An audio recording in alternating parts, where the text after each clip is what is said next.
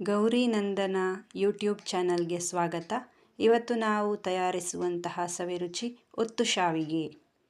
ಈ ಒತ್ತು ಶಾವಿಗೆಗೆ ಬೇಕಾಗುವಂತಹ ಸಾಮಗ್ರಿ ಅಂದರೆ 1 ಕಪ್ ಅಕ್ಕಿ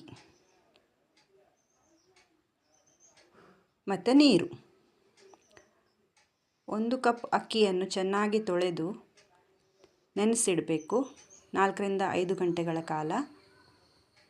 ಮತ್ತು ಮಿಕ್ಸಿಯಲ್ಲಿ ಹಾಕಿ ರುಬ್ಬಬೇಕು. ರುಬ್ಬಿದಂತಹ ಅಕ್ಕಿ ಹಿಟ್ಟನ್ನು ಚೆನ್ನಾಗಿ ಒಲೆಯಲ್ಲಿಟ್ಟು ಗೊಟಾಯಿಸ್ಕೊಳ್ಬೇಕು.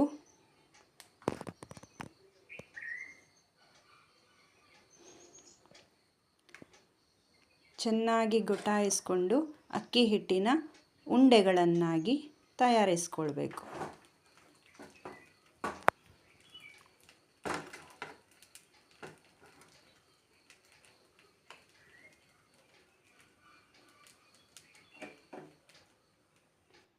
ಅಕ್ಕಿ ಹಿಟ್ಟಿನ ಉಂಡೆಗಳು ರೆಡಿಯಾಗಿವೆ.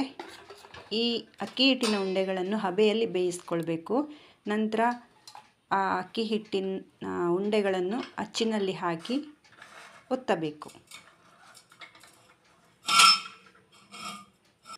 ಈಗ ಒತ್ತು ಶಾವಿಗೆ ತಯಾರಾಗಿದೆ.